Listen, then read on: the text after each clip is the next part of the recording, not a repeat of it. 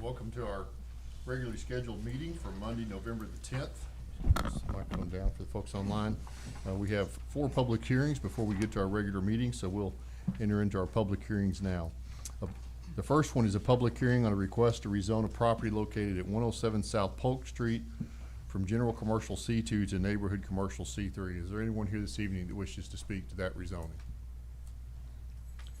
Seeing none, we'll close that public hearing and move to the second. The second is a public hearing on a request to rezone a property located at 808 East Lincoln Street from General Commercial C2 to Neighborhood Commercial C3. Is there anyone here to speak to that rezoning request? Seeing none, we'll close that public hearing.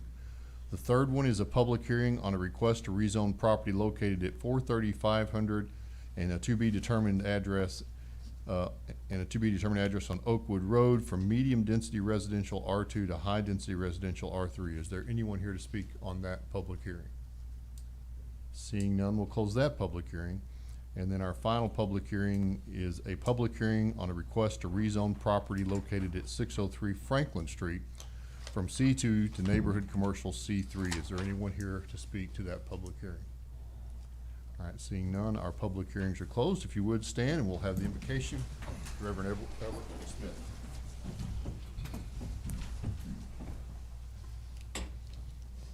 Let us pray. Our Father, which art in heaven, hallowed be thy name. May thy kingdom come, thy will be done in this meeting tonight as would be pleasing unto you. We thank you for this day. We thank you for this board, and we thank you for the city of Tullahoma. Great place to live, and we thank you for the privilege to live here. And I pray that you'd be in this meeting tonight. We pray not only for this meeting, for our country. We pray that things would get worked out soon so people would get back to work. And we know that you know what's best there. We sure don't, but we know that you do. We just pray that you'd have your own way tonight. We want your will to be done in every item that's presented to this board, that they would have the wisdom and the knowledge to know what needs to be done. Watch over them and watch over our city, our first responders, all of their assignments. Watch over them and take care of them. Help us, we do pray, to be at our best for thee, in Jesus' name. Amen. Let's pledge allegiance. I pledge allegiance to the flag of the United States of America and to the republic for which it stands, one nation, under God, indivisible, with liberty and justice for all. Amen.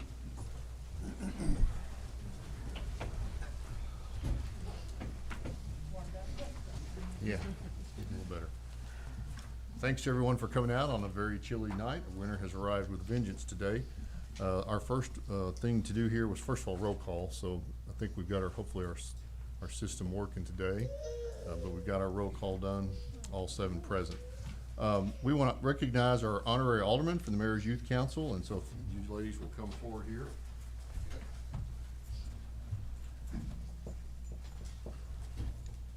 They warn you that I might ask you to say something. When you leave, is that, oh, sorry, I said it wrong, Ben. And Emma Wilson, if you would step up here and hold those for a while. That's fine. All right, ready? 1, 2, 3. Let me get one more. 1, 2, 3. Got it. Thank you. You would just briefly tell us who you are, and we're going to switch just step to the microphone. If you don't mind, just tell us who you are and what you did at the high school. Hi, my name is Winnie Lynn. I am a part of the THS band, FBLA, and Tullahoma Tennis, and I'm also the sophomore class president at THS. Hello, my name is Emma Wilson, and I'm a part of Mayor's Youth Council, Student Council. I'm also in FBLA, and I'm in THS band. Thank you, ladies. Thanks for coming tonight.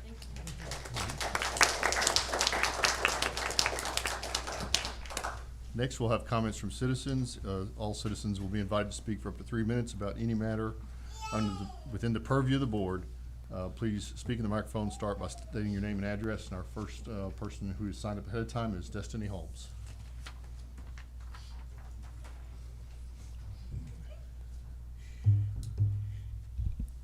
Good evening. My name is Destiny Holmes. I know everyone has met me before, but I will always reintroduce myself for those who have not had the chance to meet me.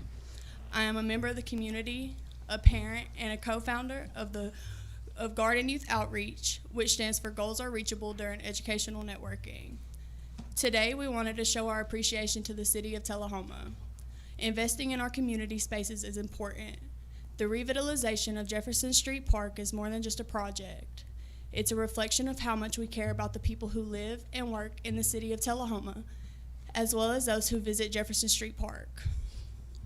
When the need for improvement became clear, our city didn't turn away.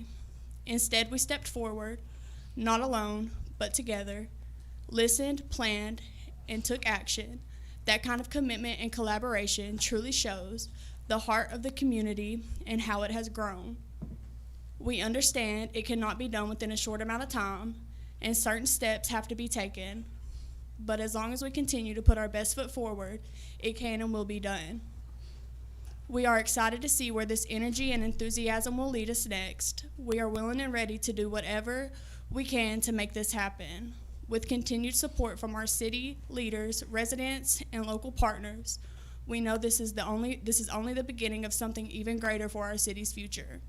We will continue to support y'all as y'all continue to support us. We are genuinely willing to work and walk hand in hand with everyone willing to do the same with us. We wanted to take the time out to show our appreciation to the following individuals: Mayor Seaborn, Alderman McGee, City Administrator Quick, Parks and Rec Director Kraft, and Deputy Director Dameron. You all came out to Jefferson Street Park so you could see for yourself firsthand where our concerns stood. Y'all are all highly appreciated for doing so. Thank you for your time. Thank you, ma'am. Next up is Chuck Deed.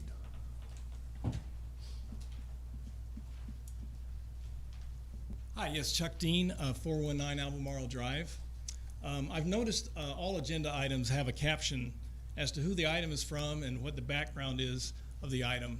But tonight, with one exception, agenda item 25-126 doesn't state who it's from or state a background as to the reason or the need for the item. Somebody submitted it, and somebody must have a reason for doing so. Was it just an oversight that this information wasn't provided? Without the background input to review prior to a meeting, the citizens cannot properly evaluate and comment on an agenda item. I don't know all the rules or procedures for presenting an agenda item, but the submittal of this item appears to be incomplete. If the submittal is incomplete, should it actually be taken up by BOMA tonight? Thank you. Thank you, sir. Is there anyone else that would like to speak during public comment? If not, we'll move on. So our next item is approval of the agenda. I see that we have an item laying here about the garbage truck. Do we need to add that to the agenda? Can we get a motion to do that at least, so we can at least discuss it? All motions to do. Oh, I'm sorry, yeah, we need a motion to approve the agenda first, and then we'll. So we have a motion second from Alderman Byrd, Alderman Mathis. Now entertain motions to amend the agenda. Good, so we have a motion from Alderman Wilson to add this item on the garbage truck. Any other, sorry, do we have a second on that? I'll second. I can't. All right. Won't let me. Any other motions to amend the agenda?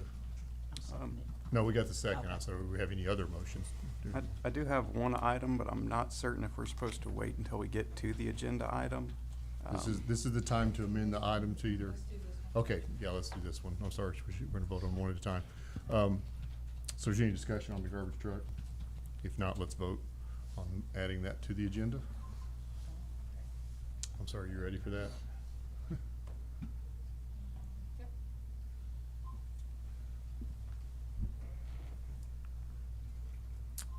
All right, so that carries 7-0, so that item's added to the agenda. Mr. Byrd. It would be a motion to divide an item into two separate items. Would that be now or when we get to the item? We should probably do that now. I'd like to make a motion to divide item 25-122 as to consider separately the approving of the org chart and creation of the HR director position. Also with that, the vote for the HR director position to happen before the decision on the org chart, since one would impact the other. Okay, do we have a second on that motion? I'll second. Okay, Alderman Thomas seconds that. Any discussion on that item, on that amendment? If not, let's vote on that. I'm sorry, you still writing?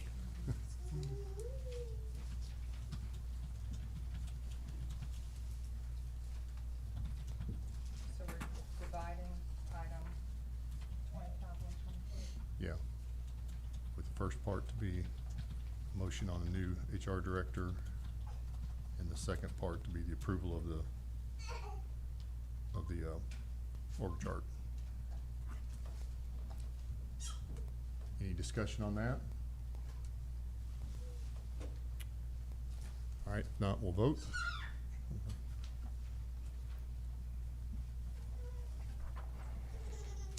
That motion carries 6-0.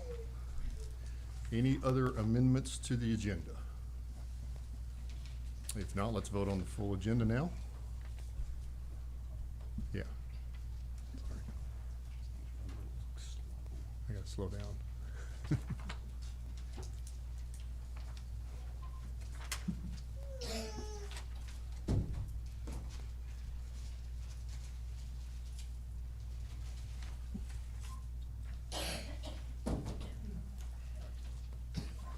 All right. So we're voting now on the agenda, right? Mine's still showing motion to amend. Yeah, that's what I was just saying. Mine is too. Oh, yeah, mine was too.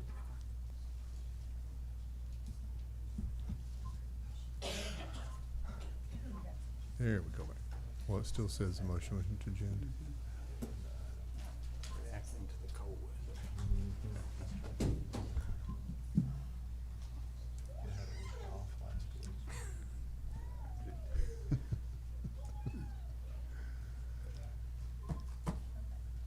All right, approval of the agenda. No, that's still not it.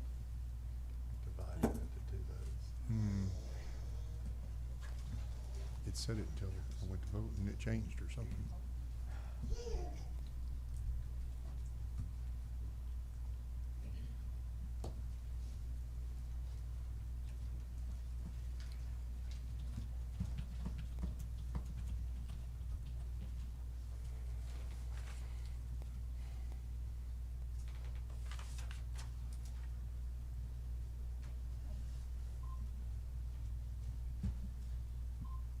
Still says motion to amend the agenda.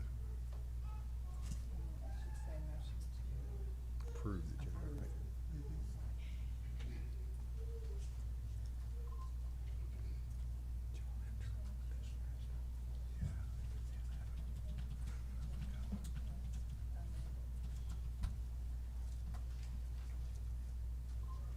There we go.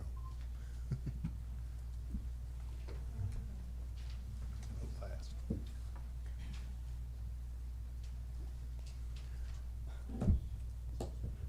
All right, agenda is approved. So now we can move on to reports from Alderman. I can't remember which side I started last time. I'll start with Alderman Toma this time. Mr. Mayor, I first want to express my appreciation for the thoughts and prayers for my family last Monday.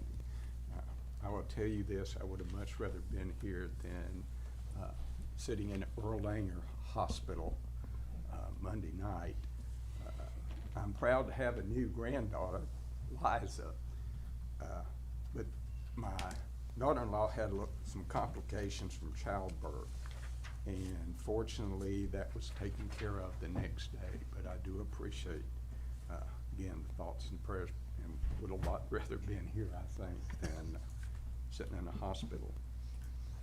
I did have the privilege and pleasure to do a ride along with Officer George Dotson. It was quite an experience. It was about 4 hours. And in 4 hours, just to give you an idea of what our department does, we had an illegal parking, speeding ticket, which I thought Officer Dotson did an excellent job in handling.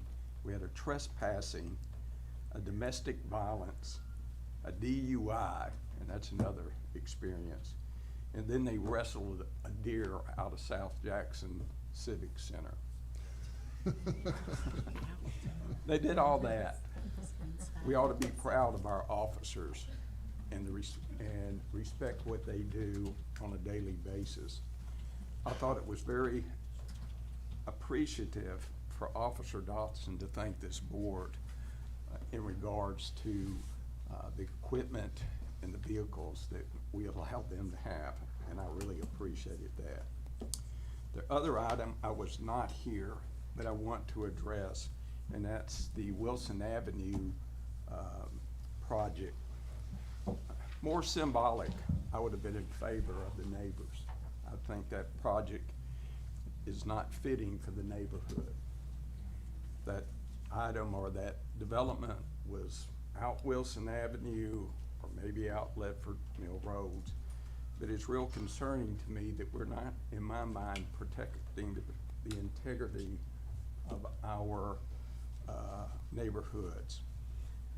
You know, one of the statements when I read through the minutes was the concern for water.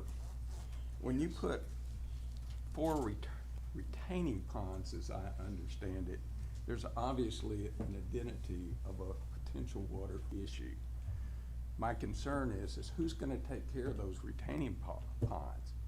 It's usually stagnant water in those ponds. Who's gonna handle the mosquitoes that provide diseases, as we all know? By stating that, I feel there's got to be solutions. The developers met the criteria, but I'm sad that they don't take into consideration the neighborhood of which they're placing their developments in. I know that my brother-in-law lives in Brentwood, and they apparently have found a way to address this issue, but not at the pleasure of the developers. And I know Nashville now is going through a process of trying to redo and redevelop certain areas there. I apologize, because one of the reasons and items that I ran on was quality control growth, and I get more questions on why things are being built where they are. And I feel like it's going to be addressed. It is on one of our study sessions, and I hope that's addressed soon. What we can do and how we can do it, it's going to take a collaboration between the board, the planning commission, and hopefully interested citizens. So I state that on that behalf. And I hope we can address that soon. Thank you, Mr. Mayor. Thank you. Alderman Glick. I have no report tonight. Alderman Mathis. I have no report tonight. Alderman McGee. Thank you. I just have 2 quick things to report. I did enjoy meeting with the members of the Garden Outreach Program, walking through Jefferson Street Park, looking at ways to revitalize the playground equipment at Jefferson Street. And I also participated in the trunk or treat that was sponsored by the Tullahoma Parks and Recreation Department. And that's all I have. Alderman Wilson. Thanks, Mayor. Last week, I, along with the mayor and several other aldermen, attended the Tennessee Governor's Conference. It was sold out, so it was a very well put together program as well. 2 of the breakout sessions that I attended that I thought was really full of information. The 2 that I focused on was the ecotourism and workforce development, which highlighted how outdoor recreation and natural assets can support local jobs, attract visitors, and help strengthen rural economies. There's a strong connection between protecting natural spaces and building a competitive workforce. The second one that I attended was the downtown revitalization. There were several different Tennessee communities that were represented there, spoke there about and shared how they've transformed their downtowns through coordinated planning, historic preservation, arts-based projects and use of state grant programs. That was really interesting. So I look forward to delving more into those monies and how it might be a benefit to Tullahoma. That's all I have. Thank you. Thank you. Alderman Byrd. Mr. Quick had asked that I give an update on the airport fuel spill from 2 weeks ago. The airport is still awaiting on a response from their insurer, unless there's been an update since then. You want to take it now? Or? I spoke with the adjuster twice today, provided some information that he was looking for. It had been delayed just a couple of days because they had transferred that case over to another adjuster. He is looking at a few things and told me that he would be back in touch with me tomorrow with his thoughts on the claim. The OES cleanup crew has been working tirelessly to clean up the area. They currently have 95 to 98% of the fuel accounted for. They're actually going to start removing some of the emergency cleanup equipment this week, and we'll be moving into the corrective action. TDEC has been pleased with the response so far, but has indicated they're going to do a follow-up after the end of the year. We're also looking into funding to help with upgrades to help prevent future incidents. Codes Director Nick Kimbrough has been instrumental in working with EMA and OES on this. There are several options that we can use in the future to help prevent something like this from leaving airport property. And just a huge thank you to the EMA, to OES. This has been a big incident that could have been worse, and luckily it hasn't. Thank you very much. Thank you. So as far as my report, just similar comments. I was also very happy to get to tour through the Frank Street Park. Appreciate the good tour guides on that, and I think there's definitely some obvious things that we can do there if we can figure out how to get it funded, and I just think it's a good opportunity to make something a lot nicer. I also attended the governor's conference last week. I've been to that conference before, but it's been a few years, and it was well run. The other topics that I attended on breakout sessions, which was big topics throughout everywhere you go right now, which was AI, and also one session was a combination of AI and nuclear power. The state of Tennessee is actually sitting in a prime position to be the leaders in new modular reactor nuclear power. A lot of that work's being done out of Oak Ridge, and then TVA is very interested in that as well. And there's actually a proposed project right now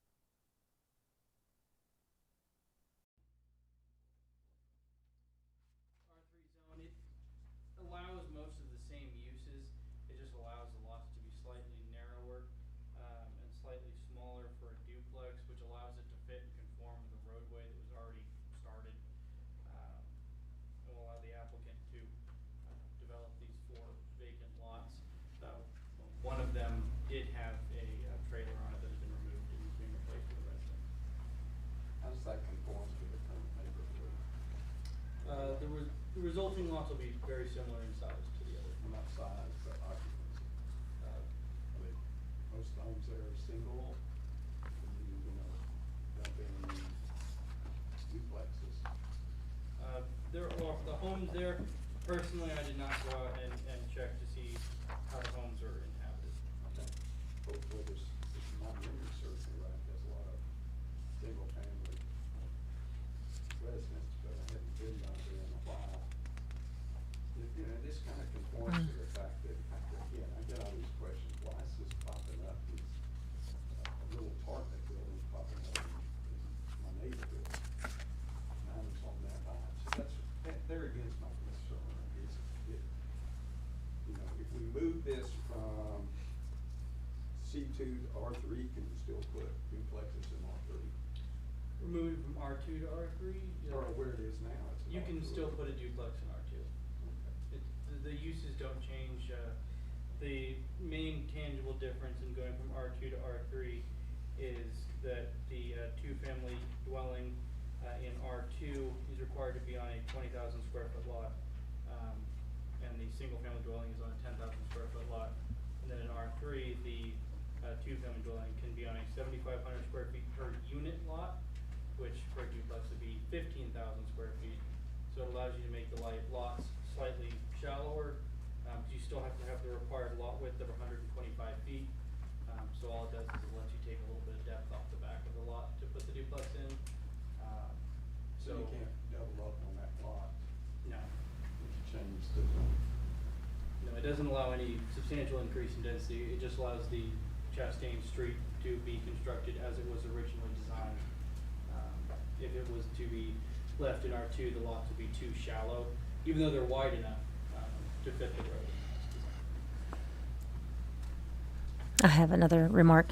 I would like to say, for the record, that moving forward, I will not vote for anything, or I will vote no on anything that where it's not complete. So, I mean, that's just from where I am with that.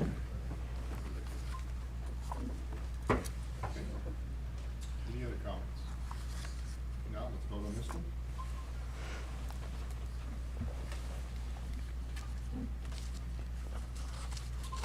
Passes 4-3. And then final rezoning, an ordinance to amend the zoning map of the city of Tullahoma to rezone a parcel located at 603 South Franklin Street from general commercial C2 to neighborhood commercial C3. It passes on the first of two readings.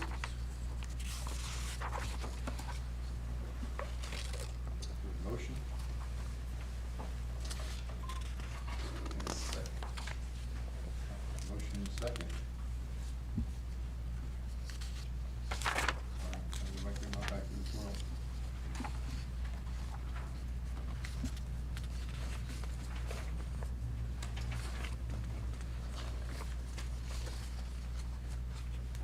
Same issue here, so can you explain this one, what the plan is? Yes, this one, we've had some difficulty getting this one taken care of. The applicant might be some language barrier. But this lot currently has 4 apartments on it that were constructed. This lot is zoned C2. C2 does not permit apartments. So the applicant really had 2 options to remedy the situation. The apartments could either be vacated and restored back to commercial property, which would replace several people. The other option the applicant had was to request a rezone of the property to allow the property to accommodate the apartment units. The applicant decided to go with the request for a rezoning rather than pushing those residents out and converting the property back. Did you build it apart? The building itself was already standing. There were interior modifications that were done, but outside of that, that's a question for the codes department. I just handled it. So you have any idea what the owner? How old is it? Any idea? Yeah. Yeah. I I can't answer I that. mean, we have a number of spots like this on our zoning map where things are kind of out of zone. As we find those, clean them up, like, we're trying to do here. They've probably been there about 10, 15, 20 years maybe. I think I know the general area. Any other questions for Mr. Reed? Just again, on this application, there's nothing on there for explain in detail what you propose to do with the property and outline any long-term plans for the property. In the future, I don't want to beat a dead horse. But, you know, that, there's a lot of applications in this one agenda packet that have nothing on them. And I think that that's very important for us to have in order to make a decision, and also for transparency purposes for the public. And I am not comfortable after tonight, if apparently we have voted things through like that in the past. I will not continue to do that. I don't receive the applications and intake them myself personally. Oh, I'm not getting on to you. I'm just saying to whomever takes those. I'll make sure that we review the applications, and I'll put a note in that all fields in the application must be filled out in completion before that application is taken and before the fee is received. I'll make sure that that section, and all sections will be filled out on all future applications. I was gonna say, do we have sections that might be optional in some cases? No, we'll be careful saying that all fields. As far as my knowledge, that an optional field is redundant. The only optional field that I know of is one where the applicant is able to indicate to representative, or give someone power of attorney to apply in their stead, or an owner authorization. Those forms and those options are optional for legality So reasons. let's just make sure we note that, yeah. Some people know. Okay. The only other comment, this is for Mr. Wilson, but the other thing is, I'm disturbed about us coming in and correcting an error. You know, if this gentleman had built these, which we don't know, and didn't properly meet the codes or meet the zoning, that bothers me, because I don't know, you know, and I certainly don't want to kick people out of their homes. But there again, situation, why have zoning if you're not going to abide with what the zoning is? And You're that's, assuming that it's the developer's fault, not the city's fault. The city's fault sometime on those two. well, it could be. I mean, it could have been, you know, don't misunderstand me. We're all subject to having our faults, for sure. And I'm certainly one to say that I've never had. But I just want to be careful with this stuff in the future. Correct it, okay, but then, let's not get, in my opinion, let's not use that as an excuse for somebody else to come in and go, I'm sorry, I didn't know the deal. So with the rezones, anybody is able to make a request for a rezoning on their property. And I have to bring that to the planning commission, and then regardless of planning commission recommendation, it is brought before you. You're not required by law to approve rezones. You don't have to provide reason other than your opinion to make your decision on those. So you can decide to vote any way you want on approval or denial of a rezoning request. These ones are pretty open for your opinion. Well, it's been there 15 years, and apparently it hasn't It's affected 15 to the 20 neighborhood. at least. All right, any other discussion? All right, let's go to this one.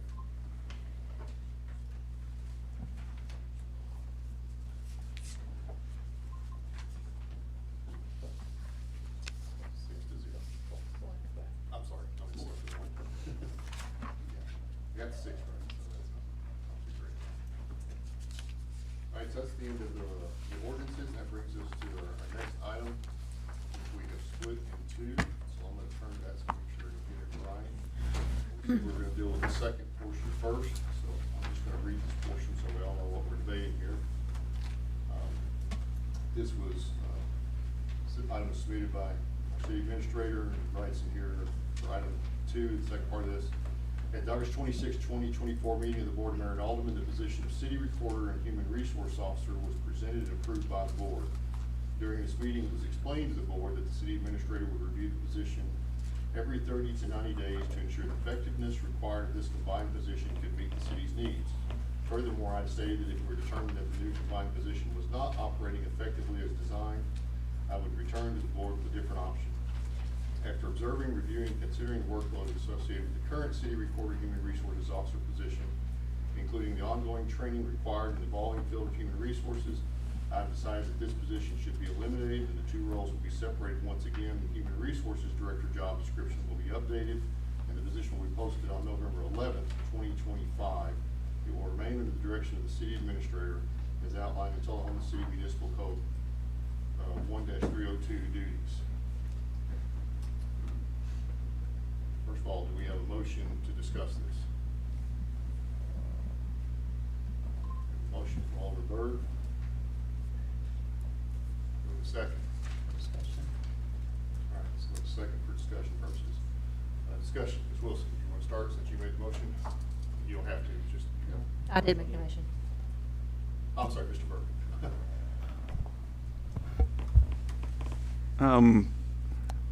I do have a little issue with this. We have another agenda item that it would be the bringing in of a third party to give recommendations on what we could outsource for HR.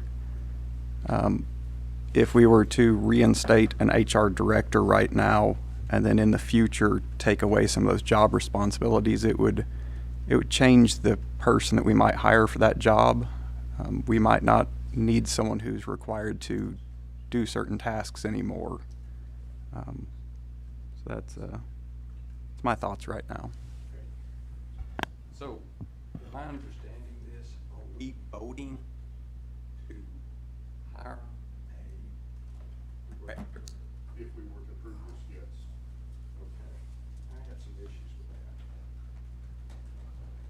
My concern is that this was addressed as a position that when I went back and looked at the minutes of August of 24, it was stated in here, particularly that this position was supposed to be reviewed every 90 days. Did you have any involvement with the person who was in that position? I deal with her every day. No, that's not my question. My question is, did you review with her what is stated on here, 30 to 90 Yes, days? we would have conversations throughout 30 to 90 days. You want to make sure of that? Are you asking about telling the truth, sir? No, I'm asking you to confirm that, because I have been told that's not necessarily true. That's not correct, sir. We've had those conversations on a daily basis, and I do not appreciate the fact that you have called into question if I'm telling the truth or not. No, not questioning that. It's more than the fact that I think, that what I understand, that this has never been discussed before. That is incorrect, sir. Okay. The other question is, we've been in this predicament before, where we've had an outside HR person. And I think to all of a sudden, here after 15 months, to see a need for it when the person who's in that position seems to be doing a pretty good job. And the fact that the issues that we seem to need to address would be addressed in item 7, which is, in that particular case, I don't know if we can talk about it now, but it's virtually, in item 11, which would allow us to continue with the current position and provide a position, or provide outside third party for grievances and complaints. So I'm not in a position where I would get excited about changing our part to be able to state that we are going to hire another director at this time. I think it would be very inappropriate to do, and I think our experience has shown that has not worked well for the city. I want to make a point of clarification. Under no Okay. circumstance am I saying that Ms. Ashley is not doing an outstanding job. In fact, I tell her that just about every day. This has to do with her workload. As the city recorder workload and then this HR workload, the workload has become more than what we anticipated. So Well, this I has thi- nothing to do with her effectiveness in that position. So after 15 months, that decision has just now been made. It had been Because the discussed workload over before. the last 15 months, that workload has increased. Do you not think that workload would be decreased in the result of us having outside resources? The outside resources that the board is considering, that is for the board to determine, not me. I'm responsible for the Department of HR, I'm responsible for these employees, and as my contract says, I'm responsible for the effective organization and such. That's why I brought this forward. But I think the issue here to me too is, we've had issues in regards to your position. And my concern is, and one of the things that I would like to see alleviated, is putting that upon our current person and keeping it outside of the influence of anybody in regards to an employment position. And this virtually puts that HR person under you, correct? That HR person has been under me since day one, since I've been here, correct? Well, that position, but you're talking about a director. You're talking about a whole new department under you. We have an HR department. We just got through saying that you want to hire, am I misunderstanding this? HR, yeah, but you have a city recorder / human resource officer. Correct. She handles the higher level. We have Carrie Rourke, who does an outstanding job on the day-to-day onboarding and all of the paperwork that goes with that. That is an HR department. So we have an HR director now. We have a human resource officer. Okay, so you want to create an HR director? I'm not creating, I'm re-implementing a position that we've had. It's kind of bringing back up something that we haven't, that we've shown we really haven't needed. Have you had a lot of complaints from our person who's currently doing the HR officer position? What I will tell you is this, I am not going to speak about any more conversations I've had with Ms. Ashley. I would not want to put her in that predicament. Ms. Ashley and I work very well together. I'm trying to make sure that she's not overworked. I have some comments. I'm not opposed to entertaining, whether or not this might be something that we may look at doing. What I actually propose is that we have maybe a study session with the aldermen and maybe the heads of the department to kind of talk more about what our HR needs are. But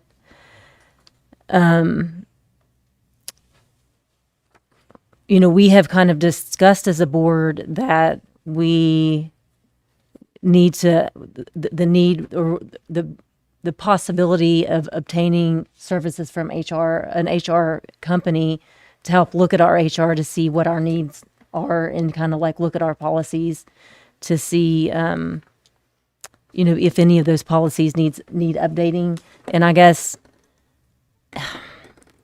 while I think that I would like to see what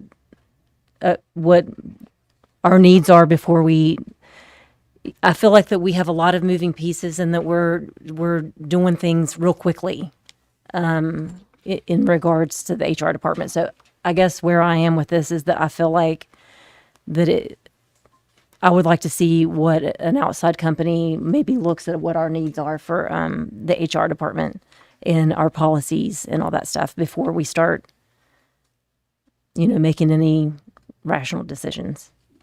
That's where I am. agree with you. I mean, all of a sudden, we're thrown in with a change in our chart that puts in a new or a new position tonight. And then there apparently is a need to put out a solicitation for employment being offered tonight. That's in that, if you'll read what was on page 90, this is where I'm getting it from. After observing review, blah, blah, blah, I have decided that this position should be eliminated and human resource director's job description will be updated and the position will be posted November 11th. That's tomorrow.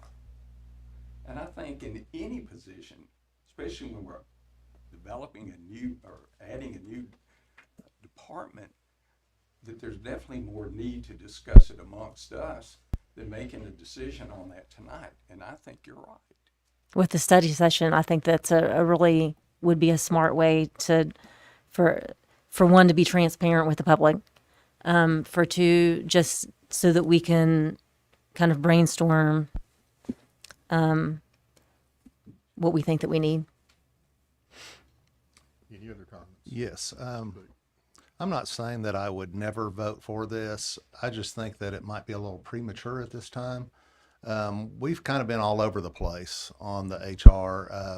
A few weeks ago, we voted to hire an HR firm to look at, and I think that's still going on in our quest to do that. And now we're already hiring, or now we already have another request here to hire an HR director. When we get an HR firm to help us and to make recommendations, that might be the first recommendation they make, that we need to hire a in-house HR director. So I'm not saying that I would never vote for it. I'm just saying it's a little premature at this time. So I think Ms. Wilson's idea about the study session may be a good idea. We need to get together at some point and distill down exactly what we want to do. Like I said, it seems like we've kind of been all over the place. And I don't think, it seems like to me also that we've been rolling with this speed forward like a snowball rolling down the hill. And I think it's time to pump the brakes a little bit and look at this and really make a decision, because this is something that is going to affect a lot of people, employees, and frankly, it affects every citizen in this town. So I think we just need to hold off on this right now. Is that a motion you can make? I think We've already got a motion. Yeah. Ms. McGee?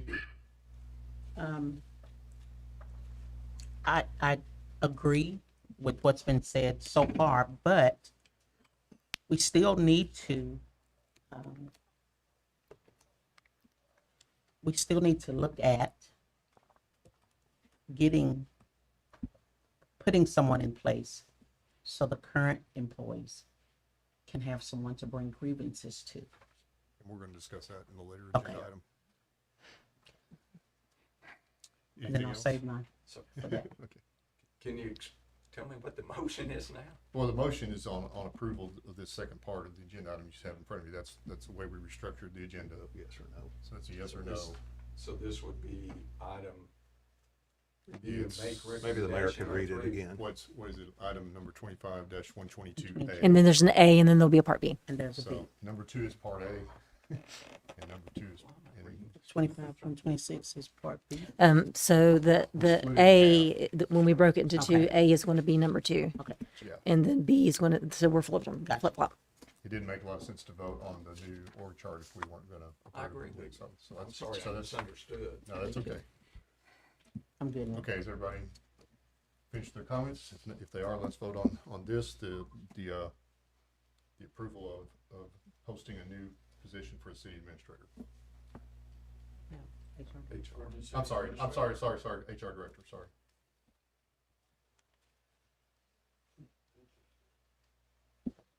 That's a later. Okay, that motion fails 7-0. The next item on the agenda then is the first part of that, to approve the new org chart. So do we want to have a discussion on this? If so we've got a motion. Does anybody want to make a second?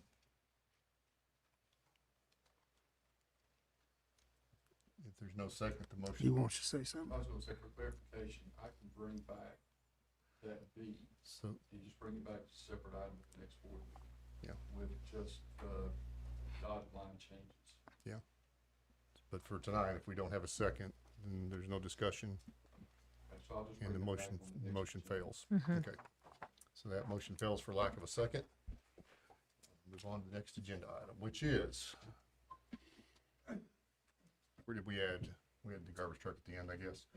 A request for the Parks and Recreation Department to accept the contract agreement and the guaranteed maximum price of $632,780 from C&H Commercial Contractors to build the grounds maintenance facility and authorize mayor to execute the same.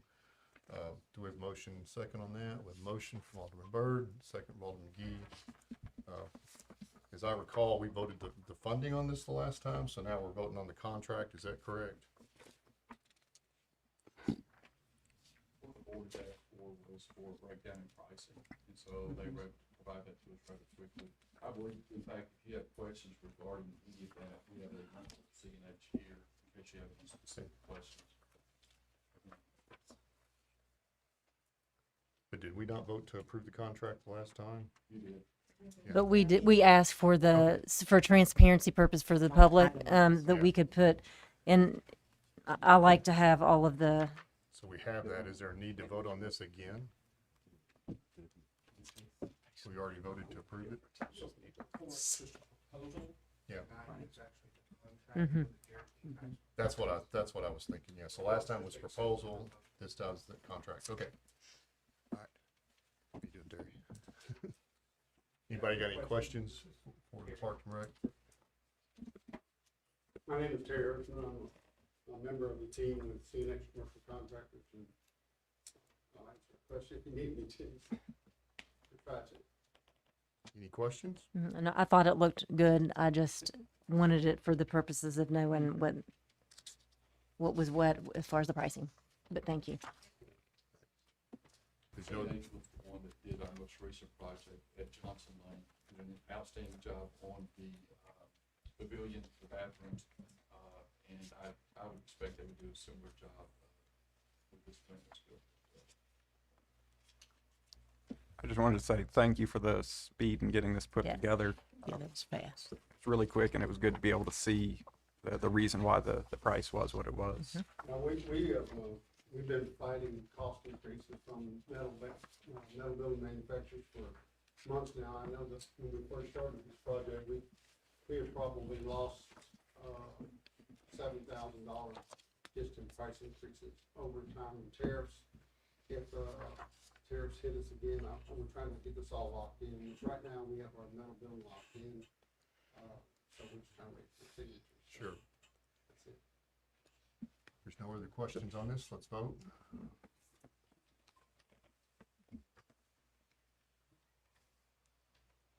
Seven yes. So that carries.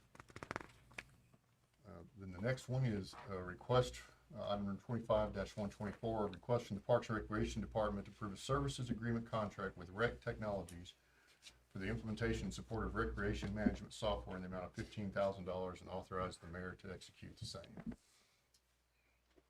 Do a motion and a second on that? Second. Motion from Alderman Glick, second from Alderman McGee. Wow, JP, he does a great job of explaining this product. So for about 3 years, we've used Civic Rec to pretty much run all of the department's needs. Civic Rec does not have a mobile platform. As many of you know, the whole world now runs on a cell phone or a tablet. Civic Rec must be accessed from a PC, so we lose a lot of people signing up for junior MBA. We lose a lot of people renewing their membership. It's throwing a lot more work on the front desk staff. It's throwing a lot more work on us because people don't have access. We've gone through many of these software people.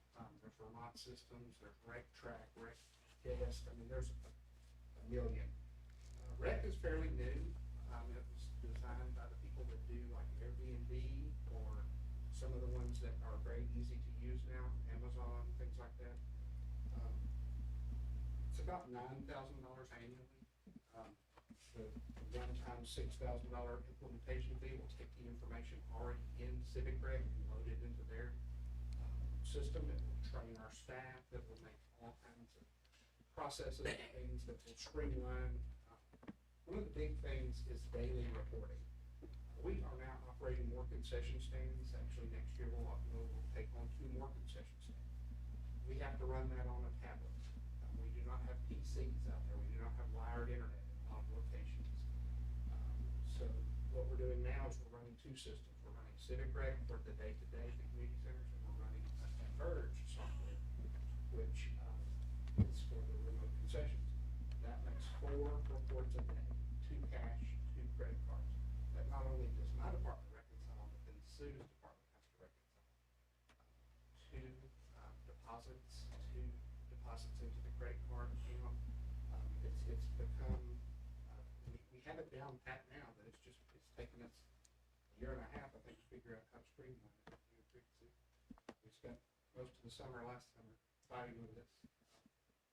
So those are 2 of the main reasons. There's some other reasons. When you go to buy your car tags or you go to pay your taxes, the entity gets all of the money. We do not. We have that 3.5%.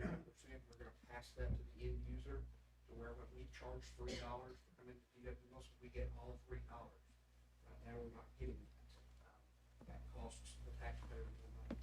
So the only thing this company can do is they can put the 3.5% or whatever it is on to the end user. This will reduce. You see there a small report Sue's office did for me. We spent about $9,358 in credit card fees over the last year. So that will reduce the burden on the taxpayer. Is this reoccurring? It is $9,000 annually. It is for support. Every resident of Tullahoma has a free account with us to play basketball. So $6,000 in that Since the 15th, set up. There will be no charge. No, it's 6,000. I mean, that's the first year, because it's 6,000 out of 7. Plus 9, I Plus guess. 9, yeah. Okay. Any other Thank you, questions? We're doing math over here in the corner. Anything else? Any other questions, Mr. Pratt? If not, let's vote.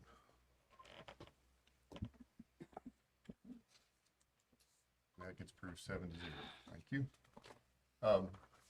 Next is a request from the Police Department, number 25-125, a request from the Police Department to approve the purchase of one 2026 Chevy Silverado 1500 for animal control for $41,929.70 from Carl Black Auto Group, Nashville, Tennessee, state contract number 209.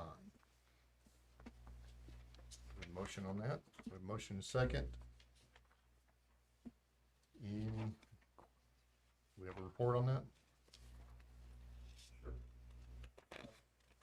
As has been customary, a lot of our vehicles, once they reach a certain point, then they kind of get handed down to animal control. That has been the case over the past several years. Unfortunately, those vehicles have started becoming almost in a state of disrepair. They're continually without the service of one and up to 2 vehicles. In looking at this, there is a reserve account for animal control equipment. And so we looked at purchasing used vehicles similar to when we were looking at the vehicle for TAEDC. Used does not give you the benefit because while the price is great, the warranty and the mileage will come back to make that not such a good deal. So we're looking at purchasing a vehicle for the animal control. Okay. Any questions on that one? I have a question, and it's not necessarily about this vehicle, but I know everybody's noticed over the last year or so, we've bought vehicle after vehicle after vehicle. But I never see come across our desk where we're ever surplusing, or very rarely do I see a vehicle come across where we're surplusing vehicles. And from what I understand, we have a lot of vehicles sitting around that aren't used, that have been replaced. And I just want to know if that's true, and if it is, why aren't we surplusing these things faster? Alderman Luke is correct that it's been a while since we brought you some of the surplus items. Sometimes the department head puts in their request to surplus the same time they're buying. Then annually, our purchasing person brings back, usually annually buying a list of ones that are sitting in the unrepairable. And we've got about 3 that are approved surplus that we haven't got on the bids yet.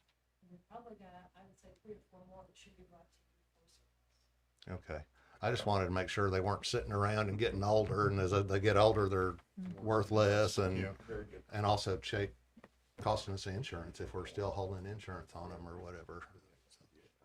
Good point. I just wanted to say, if anyone's talked with someone from animal control, this is a much needed purchase. I did have a question. Will this fit the existing animal carrier that's on the back? Okay, that was my only question. Okay. Any other comments or questions? If not, we'll vote.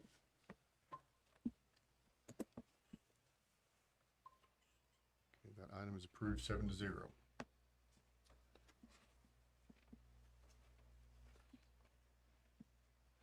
That brings us to our next item, item number 25-126.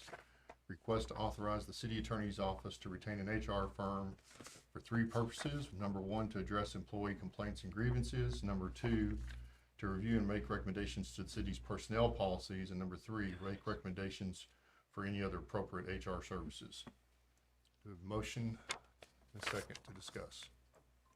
Motion from Alderman Thoma, second from Alderman Byrd. Mr. Thoma, you made the motion. Do you have any comments? I think this is much needed. I think it'll address some of the issues that we have. Give us a third-party viewpoint on some of the issues that we've been addressing. I think it gives an opportunity for the employees to feel a lot more comfortable to bring any potential complaints or grievances, but also think it'll help us with their assistance to evaluate those and determine exactly and hopefully where they think we stand in it. So I'm totally in support of this. I think this is a real opportunity for, as a board, to address these issues that unfortunately have been put before us. I'm ready. Yes, sir. Okay.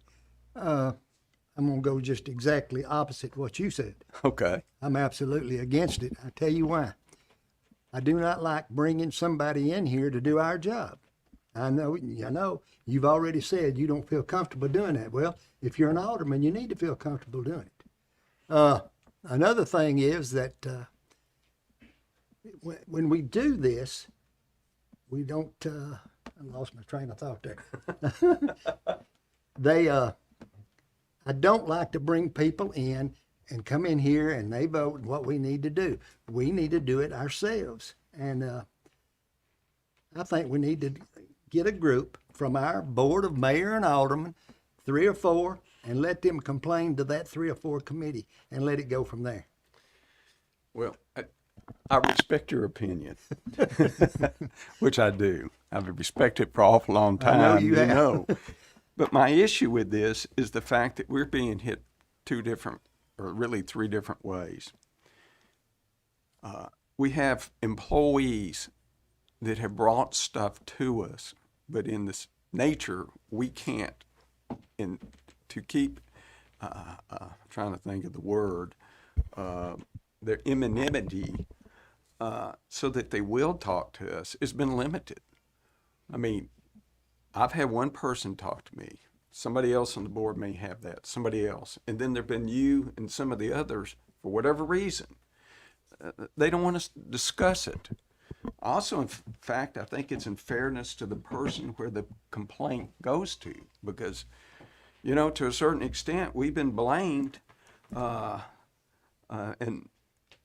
lawsuits been directed at us, and we're sitting here in the middle.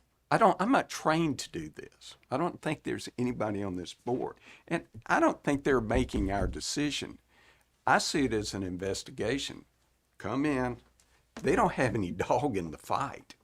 Their job is to come in and address the issues that any of the parties may have and then come back with a consolidation. It definitely doesn't take the responsibility away from the board for making an ultimate decision. So I think it's a very positive approach for every party that's involved. You ain't got nothing to hide. You ain't got nothing to worry about. And again, it's not, I think one of the things that we've got mixed up here is evaluation. And I agree with you. It's our responsibility Sure it is. to ultimately do the evaluation.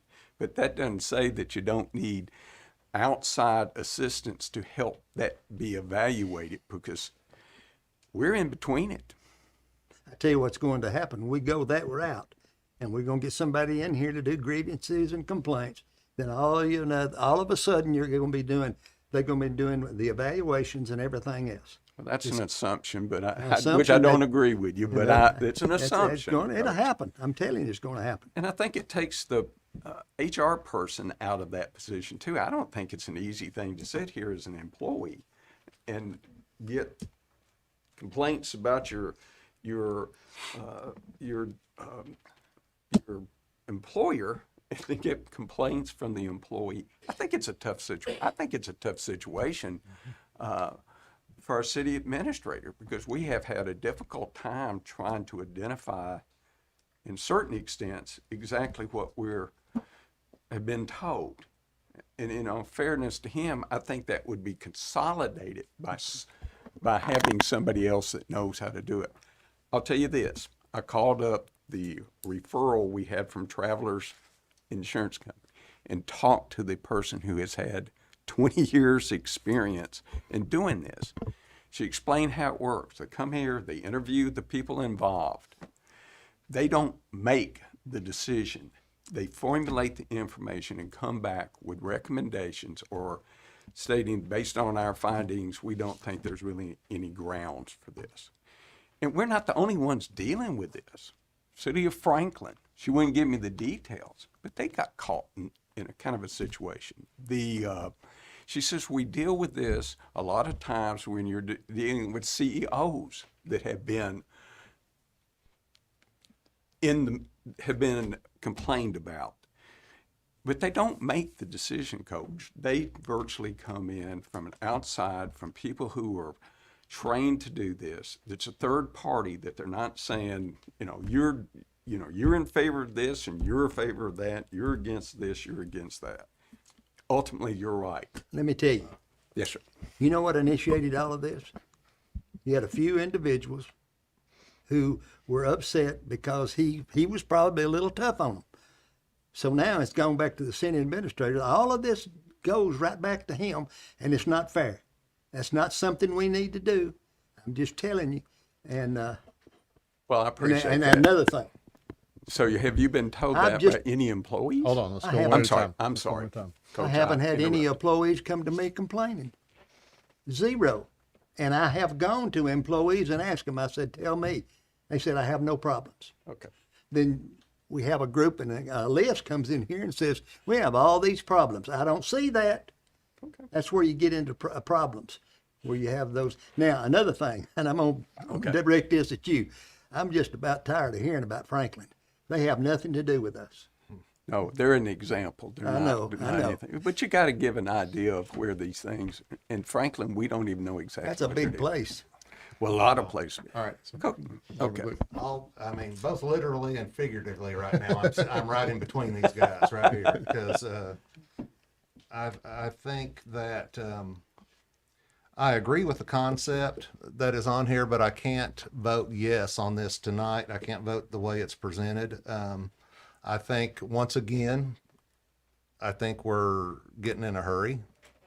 I've said from day one, I think this needs to be put out for an RFP or an RFQ, whichever is appropriate. And I think the respondents and whoever we're going to select from need to be on the agenda packet with the item. So everybody that's looking at it from inside and outside the city knows who's applied and knows what they say, knows exactly what they're going to do. Mr. Toma was mentioning he talked to somebody, and I mean, who is that? It's not in the agenda packet.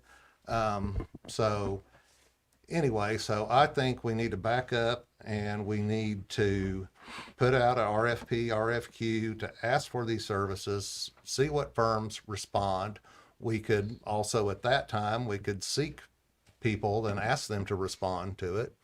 And then in the meantime, while all that's going on, we can kick around the idea and look into how the system Coach Mathis has described and look out to see how that would work and explore whether we want to do that. So I just don't think that we need to be in some big hurry to do this. Like I said on that other item. This is something that is going to affect a lot of people. It's going to affect a lot of employees, and it's a big change. It's a big change for the city. We haven't done it before. It's not something we need to have a knee-jerk reaction and just do fast.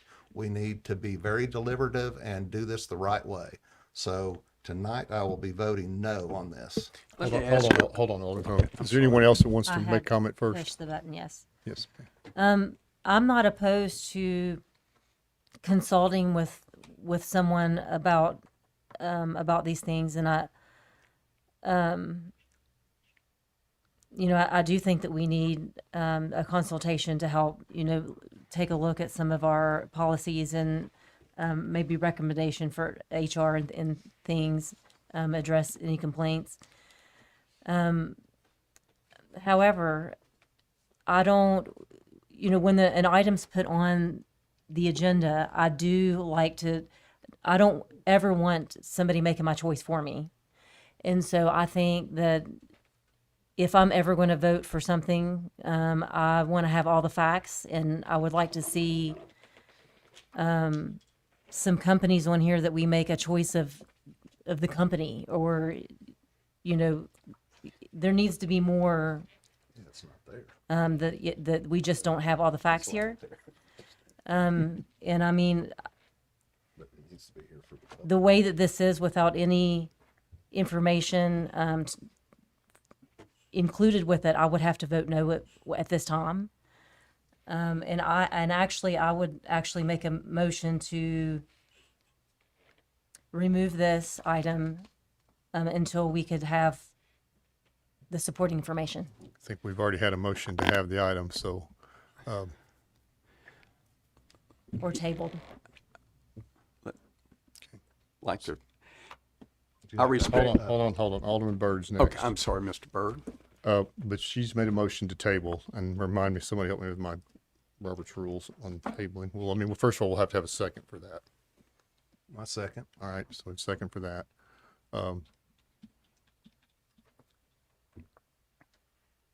So who wants to speak about tabling first of the two people who made the amendment or the motion to table? Would y'all like to say anything? Just, what I've already said, that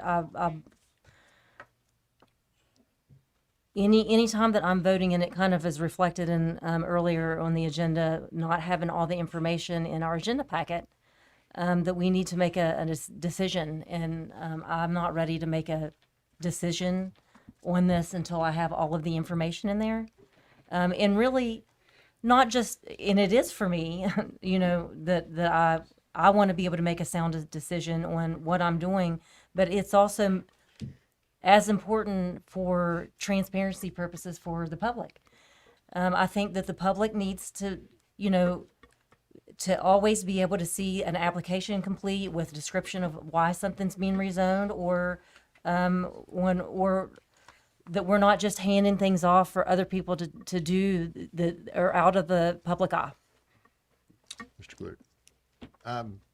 For the same reasons I said before, and a lot that Alderman Wilson just said, is I think it's premature, and I think we definitely need to do RFP or RFQ on this. I think our purchasing policies demand it. I believe that if we go down this route and hire these people, it's easily going to be over $20,000 a year for what we're asking to be done. $20,000 a year in our purchasing policy requires to be bid. $10,000 requires board approval on what we're doing. So that's our purchasing policy. I think at the very least we have to follow those. And as Ms. Wilson says, transparency for the public. We don't, and there's no hurry on this. We have our time. Let's do it and do it the right way. If it's worth doing, it's worth doing the right way. Mr. Byrd, you had your button pushed earlier. Did you want to speak on the tabling? Or we can wait until we get back on the motion. Since it's a motion to table, the only thing I'd like to say is that I believe before we have a vote on tabling it, giving everyone the opportunity to speak about the original motion. Not everyone had the opportunity to do that, so I don't agree with tabling it at this time. Okay. Ms. McGee. I just think that, and I've said this before, for any company, which includes the city, your greatest asset are your employees. Now, I will say I've not received any grievances or concerns. However, being someone who has been in leadership for many, many years on my job, no one has really talked about the employees and how they feel, whoever they may be, that have turned in grievances.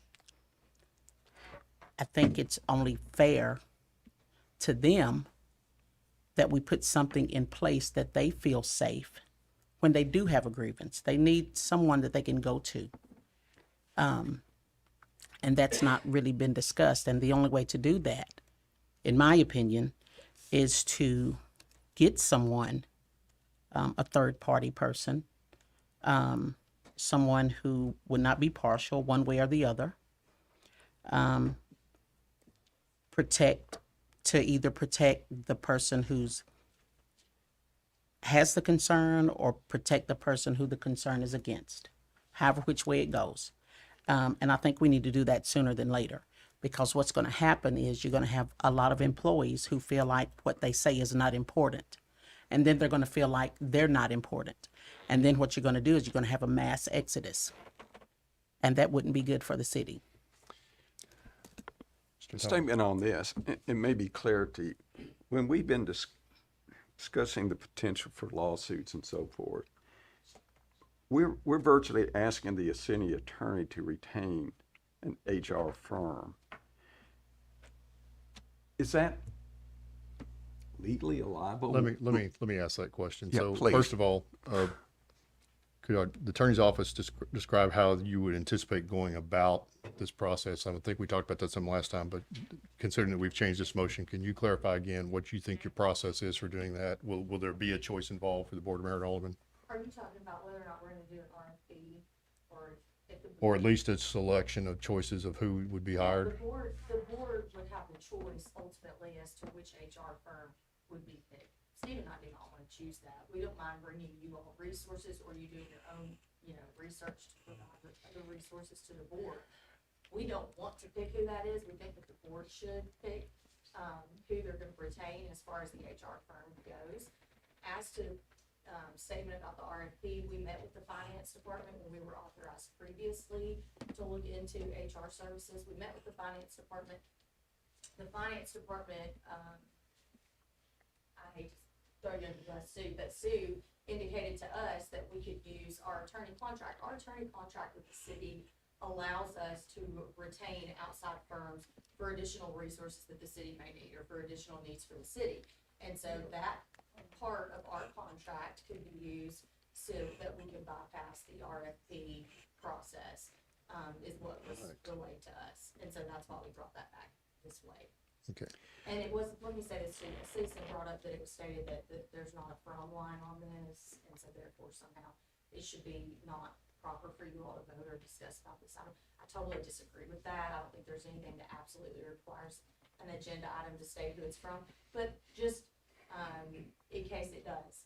It was from our office. This was from the city attorney's office at the direction of certain board members to place this item on the agenda. I'm sorry. Hold on, let's go in order. Okay. Ms. Wilson. Yes, and I agree with what Alderman McGee has stated 100%. And, I guess where I am though is that as this reads to me, that it says authorize the city attorney's office to retain an HR firm for the following items. But it doesn't say that we're coming back at a future date with some choices, or that's where I am, and that's why that I had suggested that we table this until we're able to satisfy the, for what we're voting on. So why would we not amend it to say that the city attorney's office is going to bring us those choices? Why? Mr. Toma. Yes. I respect everybody's opinion, and we're gonna have different opinions. My concern, and I agree with Ms. McGee, this has been hanging over the head of all parties involved in it. And I don't recommend we just jump into it not, but I think the situation is we owe it to our employees to give them some tool to be able to be comfortable to talk to somebody. And, you know, they're not going to address, be honest with you, the people I've talked to, and to be honest with you, to address it, were reluctant to speak to me because of some comments that were made. And I think there's some reluctance, and I hate to say it, but maybe with some people, other people in here. It's just the way it is. I don't want to put this in a position where if we vote that we can't bring it back up. And I guess the table Then you can bring it back up can, when you table it. can When you back, table it. back it Mhm. back And then up. and then it's brought back up and you have all the information and then you vote on it. Yeah.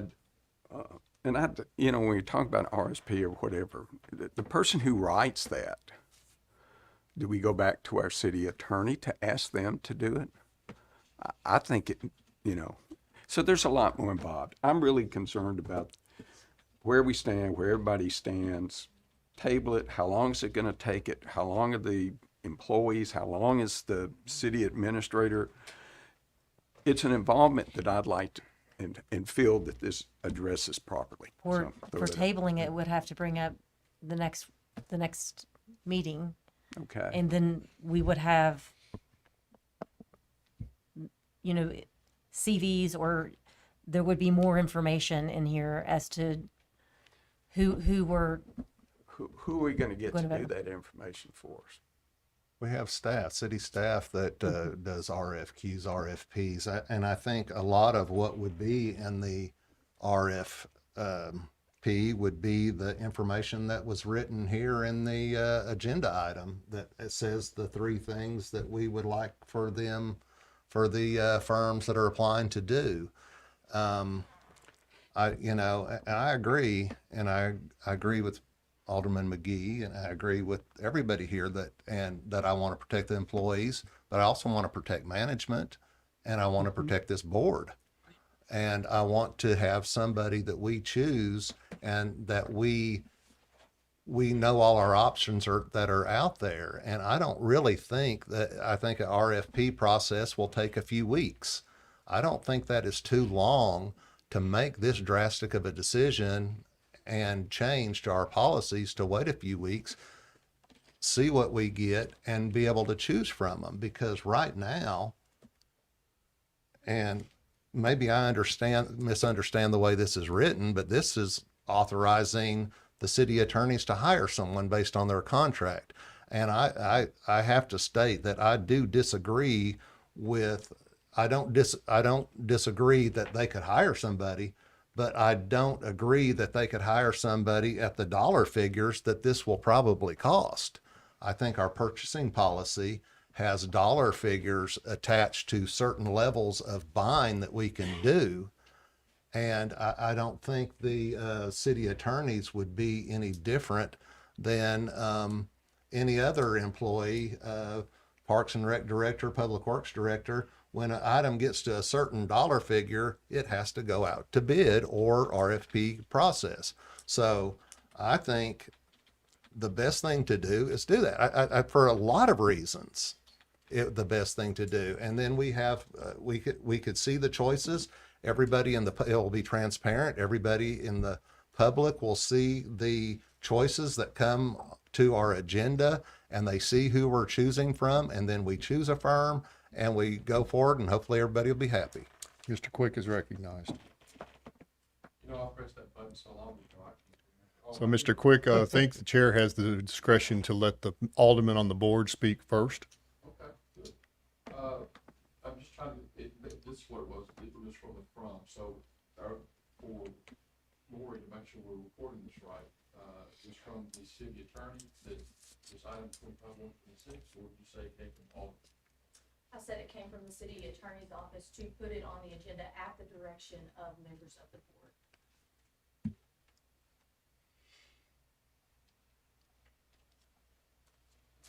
I have another thing Yes, too, ma'am. and I'm not against, again, the items here. My issue is that I don't like to vote on things that the public doesn't have a chance to see the supplemental information about, what firms that, we're looking at. I mean, I think that needs to be included in this.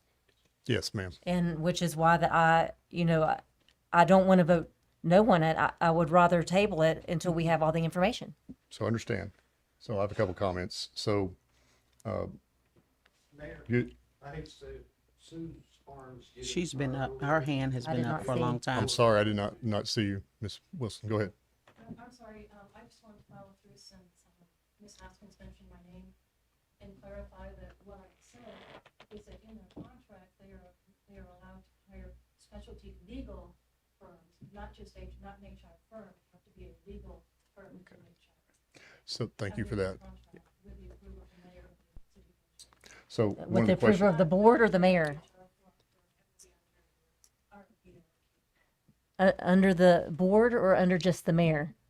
Their contract says mayor or city administrator, but specifies for litigation, it's supposed to be a specialty legal firm.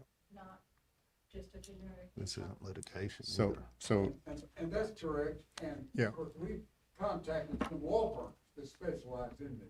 in HR work, In conjunction with that particular provision. Not just generic HR people, law firms. right. So a couple things I wanted to ask, because when we first tasked you with looking at this several meetings ago now, I've lost track. You went out and did a lot of research, and you told us, then could you explain again what you found in terms of the number of HR firms that would be available to do the things that we're talking about here tonight, which is a little different than what we asked you last time. Can you comment on that? Yeah, I'll be glad to. So it's, I don't want to say that there are none of these out there, but it's pretty hard to find somebody to do exactly what we're talking about tonight, which is just handle complaints and grievances from employees for the city. And we probably could more easily find someone to review the personnel policies or regulations. But then for someone to come in and look at our HR department as is and make recommendations about what improvements we can make or what needs to be outsourced, it's not that easy to find those kind of people. I said it before and I'll say it again, of course, you all are free to do your own research, but what we did was we contacted our insurance provider who directed us directly to an attorney. I provided that attorney's contact information along with all of the information that she provided to me, to you all several times. I provided you the opportunity to reach out and interview her yourself if you wanted to. Mr. Worsham contacted an attorney who had done HR trainings at MTAS conferences that he thought maybe could help point us in the right direction. And she did that, and her contact information and all the information she provided to him has also been provided to the board. So those are two potential options, one recommended by our insurance provider for the board to choose from. But again, I said back weeks ago, you all are free to do your own research. I'm not aware of any board member so far that has done that, or really that is, aside from Alderman Toma, that's even reached out to the two resources that we've provided. So again, this is not Steve and I saying we want to pick who this is going to be. We don't. We want the board to choose that. But we provided you with the resources that we found, and what it seems like we're hearing is, well, we want more options, we want more resources. Where do you want us to look? We went to MTAS, we went to our insurance provider. We've done, I think, exactly what we've been asked to do. So, I mean, we don't mind trying to continue to find resources, but I don't know who to ask if our insurance provider and MTAS can't point us in the direction of further resources. Thank you. I had pushed my button. Oh. So, hold on. So to me, part of this discussion is coming down as to whether we have any immediate need or not. I believe we do have some immediate need, because I've had people come to me as well. And I'm concerned that if we don't take some kind of action, we're just going to kick this down the road another month, another month, another month. And at some point, we have an issue or we don't. And if we do, we need to get it fixed. I also have some concern about it seemed last time when we asked for an RFP, there was some internal discussion about who should be responsible for doing that. So if we're going to ask for RFPs, I think we should specify someone responsible to get it done in a reasonable time frame that we would specify, so that we don't delay anymore. So I don't know. Who is do we- responsible in the city org chart to do RFPs? Good question. Is it the purchasing department? Then I think if that's the route we agree to go, and that's a route I recommend, I would say that we direct the purchasing department to prepare an RFP. Okay. And that certainly is, I'm not opposed to doing that, that way either, but I just wanted to just reiterate that just because we have received things in our emails about potential choices, I still feel like that it needs to be a part of the agenda. And again, it's no different than, details in the application from earlier. I think that, when we're sitting up here and we're doing things, the public needs to be included in what we're doing, and they need to be able to see more detail about it. Yeah, when we vote on anything, if we're purchasing a garbage truck, for instance, or whatever, the information is there, how it went for bid, who are all the people that bid on the item, it's all listed, and it's all out there for everyone to see. So let's deal with this motion to table first, because we really can't talk about all the other stuff until we do that. So May I ask one question? Yes. Is the hang up from what I gather is being able to put this out to bid and for us to it says that the attorney retained, but change the wording that information comes to us and it's our responsibility. Is that kind of the hang up in this? I just want to make sure that I don't want it to disappear. So I don't want I it agree. to, Yeah, and I I don't wouldn't want want it to. to. So if our we choice this evening is we could agree not to table it, and then someone could make an amendment to that effect. So we won't lose it if we table it. That's what I'm asking. No, we won't lose if we table it.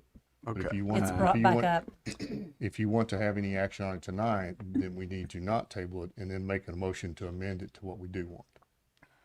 I will be know what to amend it to do. Well, I thought we just had a big long discussion here about wanting RFPs, so why can we not make an amendment Yeah, I to agree with request that. that? Might be the route. Okay.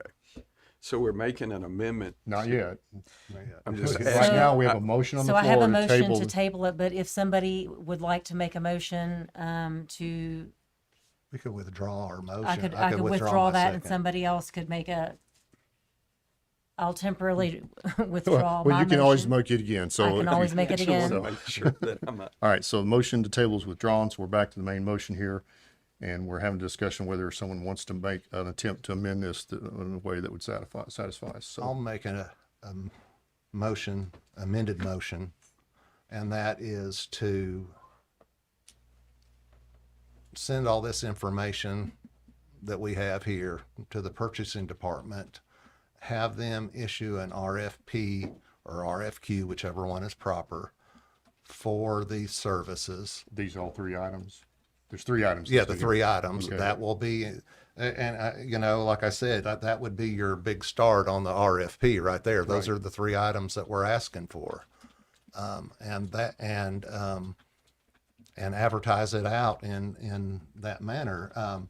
And we already have a couple of responses. They could be put in, and we might get more responses. That's what I would hope for, because that's when you open it up for the public at large, there'll be people apply for it.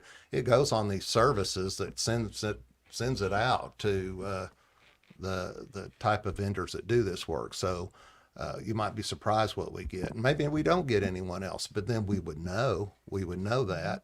And then when the item is brought back, the proposals from the people would be included in our agenda packet for us and the public to see. They will know exactly what we're voting on. And I think transparency Hold on demands just a second. that. Do we have a second? Yeah, we got a second. I was about to say, because we've devolved right into Sorry, discussion, so. That was a long motion. That was, yeah, I hope you didn't have to Mind write. repeating that? And- All right. And I push my button. Yeah, go ahead. And I agree with that because there needs to be,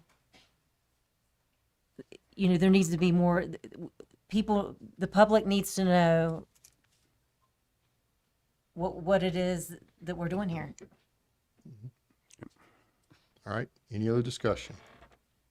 If we do this, just, I did push the button. Yeah, by I'm the way, sorry. Okay. I don't always Is- remember to is look at that it. I we make apologize. sure that we don't drag this out. I don't mind doing. I don't wanna drag it out. No, absolutely not. But how do we address, okay, they do an purchasing agent. Would it not be appropriate for us to review that, or we just accept that? And then if we do, in other words, they're gonna put this out. What's the wording in there are we just gonna put this? It'd be these items. Just put those items in there and ask them to come back to us. So to me, there might be some additional information that a bidder might want to know, like how big's the city, how many employees, but I think we can give them discretion to include those things in their RFP. Yeah, I think that would be Just matters- stuff that just matters of legally fact. that they'll provide in every RFP they put out. So I So don't. Those are just issues of fact. not- Right, not- yes. Yeah. Can we still offer a time limit to get this back in? Is that appropriate I for think something it's like this? prescribed on a, Yeah, I correct think me it if I'm is. wrong, Sue, but it's prescribed, you put it, it stays out for 10 days or there is a time frame that's, So you that's do set think it would be forth. back by our next Yes, meeting? I think it should. Okay. I can live Yeah, with that. easily. And correct me if I'm wrong, our next meeting isn't until December. So we, Right. only have this. right, because of Thanksgiving, we wouldn't have the second meeting in November. And so that would give plenty of time, and we could put a cutoff time before our agenda for the next meeting or whatever, Yes. I don't want it to disappear. whatever would be appropriate. No. Yeah, I think we could do it fast. but we do it Any wrong. other, Make any sure other it does. comments? Okay, no problem. If not, then I'll call the vote here.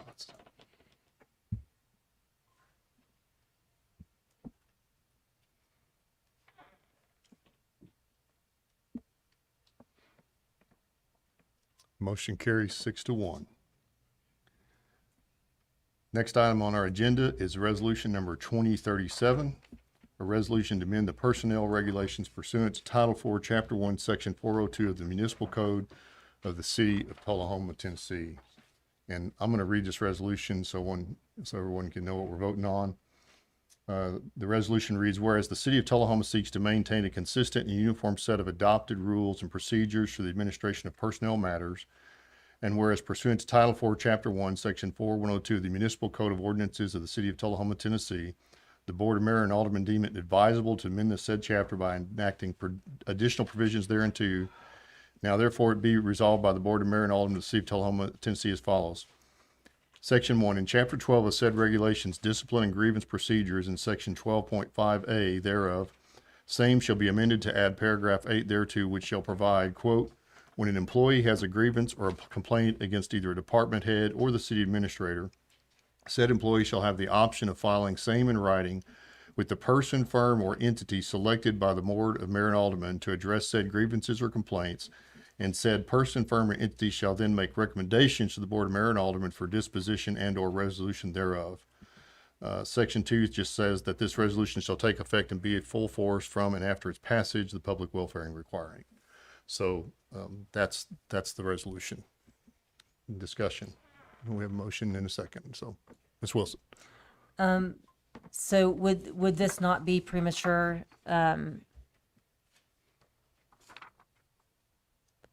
Would this not be something that we would vote on following the next vote? This in the coming, I think I agree with that, Alderman Wilson. because we wouldn't want to make any changes to our regulations before we And I know what think, we're gonna do. and I think maybe the firm we select could help us with this edit to the personnel policy. I called this out because I think the edit to the personnel policy is definitely necessary if we're going to add this in, because it provides the mechanism where an employee can do it. Because if it's not included in the personnel policy, then they would be operating outside of the regulations to be complaining to an outside firm. But so it has to be added in there. I think some discussion and thought should go into possibly the wording here. I know throughout, if anybody's taken the time to look at the personnel regulations and see the grievance procedures, each step of the way it's multiple steps to where, so if you're an employee and you have a complaint about something your supervisor did to you, you would complain to your supervisor, file a grievance with your supervisor. He has the opportunity to correct that situation. If he doesn't correct it within to the employee's satisfaction, that employee has the right to appeal to the next step up in the chain of command. So my thoughts here are, would we want, and I might be getting too far ahead because I think this does need to be done after we hire somebody, but what I'm saying is, do we need to have it to where the department head or city administrator has the ability to try to remedy the situation after they hear the complaint before it goes to an outside firm? If the department head or city administrator can't or won't remedy it, then the employee has the automatic appeal right to go to the outside firm. This, I think, is a twofold advantage to the city because, for one, it lets us fix things in-house, and I think that the supervisor and the management, sometimes they might be shocked that I didn't know that I was doing that, or that was upsetting you. I won't do that anymore. Sorry, so they might go on, or maybe, maybe it requires that. But so the twofold, we could handle it in-house, and then secondly, it would prevent more complaints going to an outside firm, that every time a complaint goes to this outside firm that we hire, it's going to cost quite a bit of money, I would assume.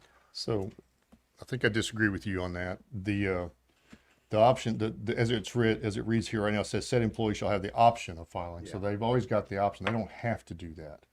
But I think there are some issues that are severe enough that requiring the employee to make that approach to the offender is severe enough that that's not reasonable to ask them to do that. And so I think we need to be able to protect people from those sort of situations.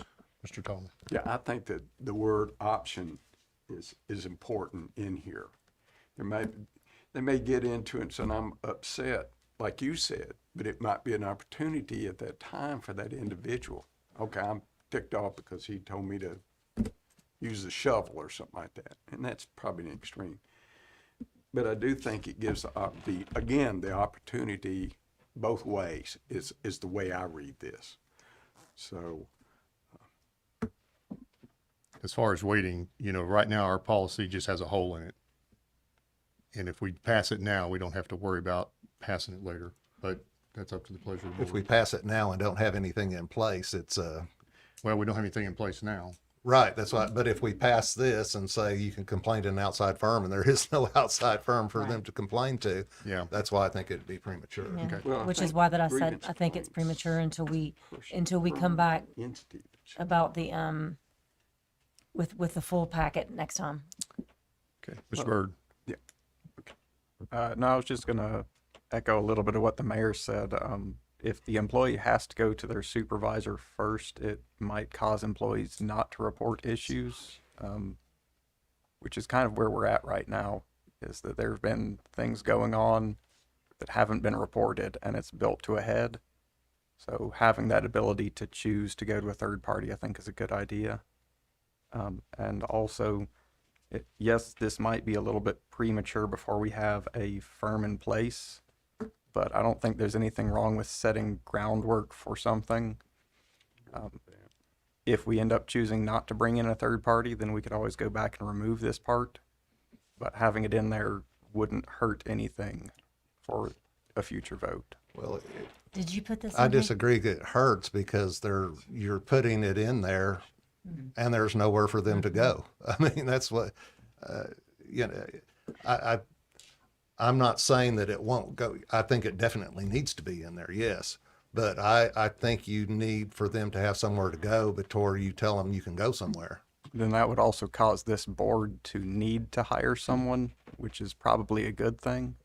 It would put the burden back on us so that we couldn't, like Bush said, let this keep pushing on further and further at some I point. don't think anyone on this board thinks we should keep pushing it forward. I think we want to act. Exactly. Right. I'm saying that it might not be a bad thing to cause some accountability for us in that. Well, There's you just really said nothing that in you could here that- remove it if Let's we go one at wanted a time. to. Let's go one at a time. I think the wording on this still gives the board today to choose a person, firm, or entity selected by the Board of Mayor and Alderman.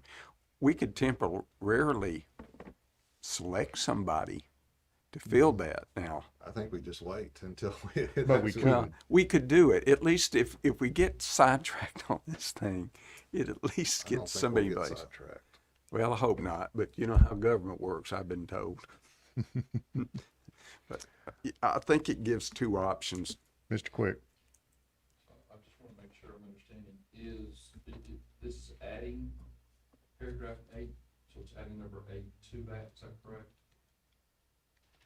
To what? So you're adding that, just adding. As it says here in the draft resolution, in Chapter 12 of said regulations, discipline and grievance procedures in Section 12.5A thereof, the same shall be amended to add paragraph 8 thereto, which shall provide when an employee has a grievance or complaint against either department head or the city administrator, said employee shall have the option of filing same in writing with the person, firm, or entity selected by the board of mayor and aldermen to address said grievances or complaints, and said person, firm, or entity shall then make recommendations to the board, mayor, and aldermen for disposition and or resolution thereof.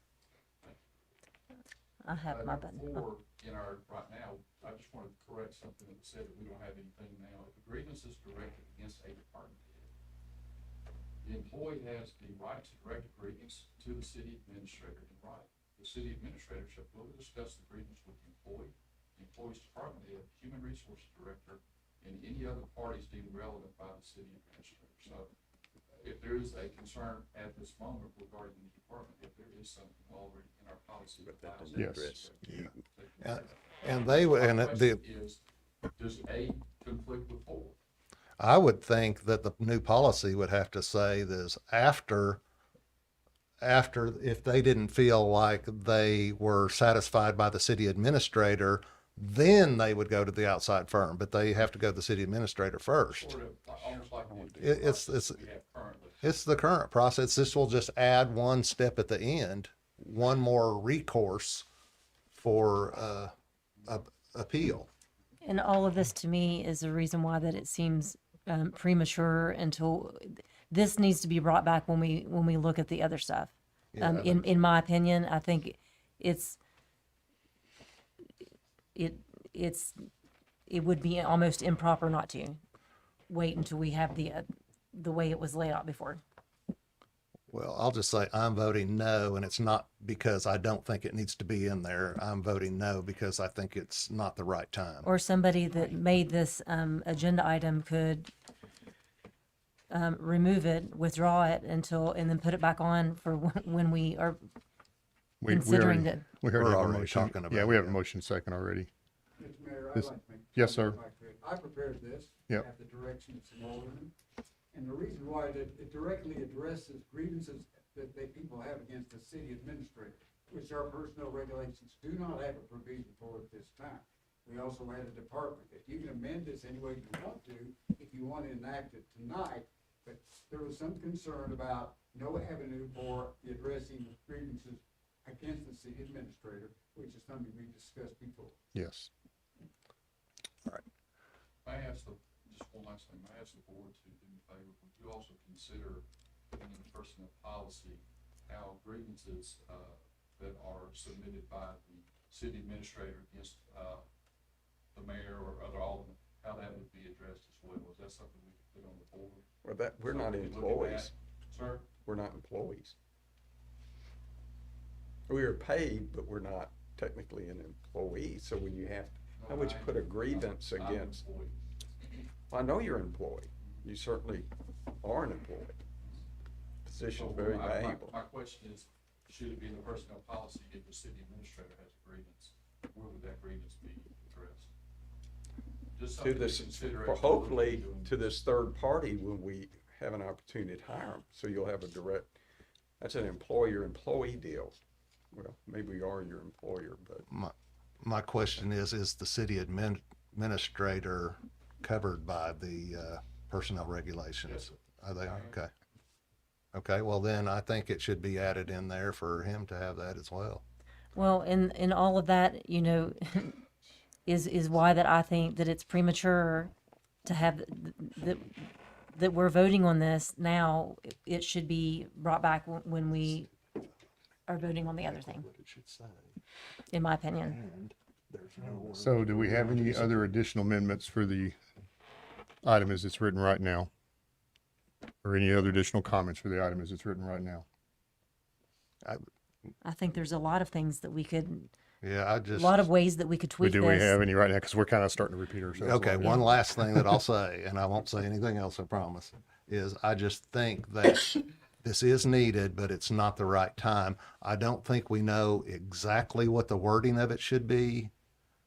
And even if we passed it, there's nowhere for anyone to go with any grievance that this would cover until we hire the firm anyway. So why don't we just hold on and everybody kind of kick it around at home, tweak the wording, and maybe our attorneys could do that as well from what they've heard here tonight. And then we put it on the agenda just as it was tonight, right after the item when we hire the firm. And I guess I have some kind of housekeeping issue. So if we vote on this, would we be able to bring it back when we've already voted on it? Well, I think we've already said we're going to change it, and if you change it, then you can. But we hadn't voted. Yeah, but But if we vote on do it tonight, vote on she's it, saying, yeah. So, but it was kind of pointed out, well, we can always bring it back and tweak it or whatever, but I'm not sure that we can. So, sorry. Someone who votes against it would have to bring it back up at the next meeting. So if you all are planning. We could have a motion to address reconsider. If we're gonna do an RFP or RFQ, whatever it is for the previous item number 11, then if this item, first, I think Alderman Glenn, I mean, it was your item, I think you can remove it from the agenda. You can withdraw your motion, she Mhm. needs. But if you don't want to do that, if it is voted on and it is voted down, whether or not it can be brought back up, it would have to be someone that voted it down. Against that it. I'll withdraw my motion. Yeah, and that's just messy. So we'll, But yeah, if you change the resolution, if you change the wording, it's not the same item again, so anybody can bring it back. Right, yeah. So I'll withdraw my all right, motion if that works. So the motion is withdrawn. Is there anyone that would like to make a motion to consider it? If not, the motion fails tonight for lack of a motion. The item fails for lack of a motion. All right, everyone good with that? All right, last item, garbage truck. Big packet. It's like, I've like buried it in the bottom of my packet somewhere. All right, so we have an item from Public Works about so yes, sir. Can we have a report from staff? Yes, this is, falls under the category of it could not have been worse time. Used for our commercial garbage routes, with an engine on Friday. To replace the engine, it's gonna cost us, gosh, $90,000, let's say. To put it into a truck that's already needing to be surplus. So we are asking that we go ahead and just purchase a brand new truck, be done with it, start the clock over. We have it on source wheel pricing, and we'll be using funds from the TMDF loan funds that we've had. Is there any possibility for any surplus of this thing, or is this just kaput, scrap? That's what I was gonna say, but I'll cancel my thing. Typically, they might try to use parts with it, but with something of this nature, they're usually not gonna be able to do anything more than scrap and sell for parts. Okay. Just in the past, some of these trucks, we kept scrap used parts off of, run the trucks. That's why we try to keep the same run of trucks that we have. Some parts are good, some parts are bad. Then in the end process, which it would end up more than likely going to CFC recycling. That's where it probably end up at. All right. Any other Yeah, they pay us monthly.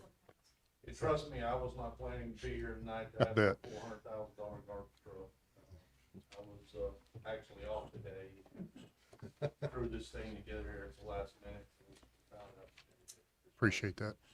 One of the good things about this though is, Eric Pierce has been able to secure a truck, and it could be here within a week, which is unheard of. This type of situation, usually months, maybe even a year out. So for us to be able to get that now, it's God's. We've been meeting on the phones. I have to give that to Eric. He's been meeting on the phones with various vendors that we deal with, trying to find one. He did locate one. One of our vendors, that we deal with quite frequently. They had 2 trucks, one's already gone. My understanding, they said they would give us a few days to try to get this worked out, make sure they would hold it. But they can't hold it long, they gotta move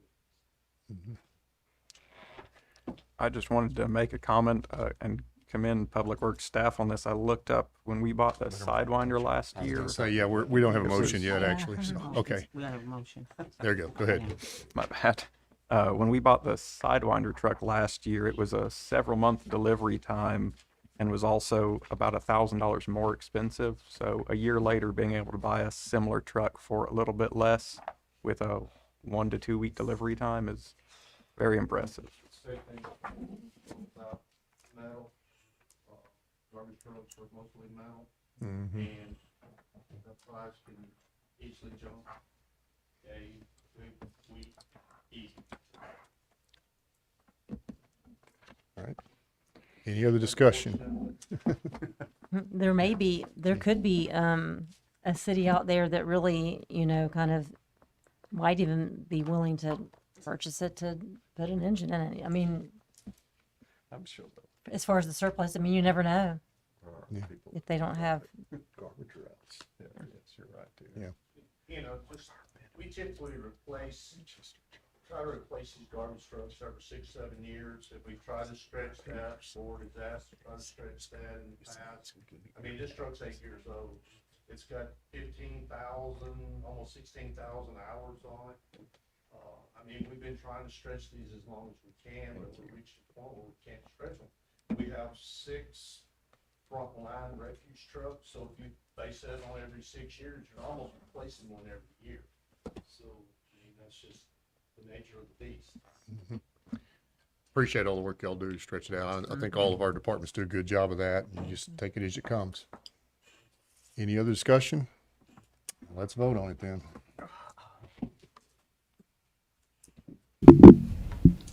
Motion passes 7-0. Who gets to use the new truck? I think we all should take a ride. It should be in the Christmas parade. With that, we're adjourned. It's a good idea. All right, you got stuff, contract for me to sign.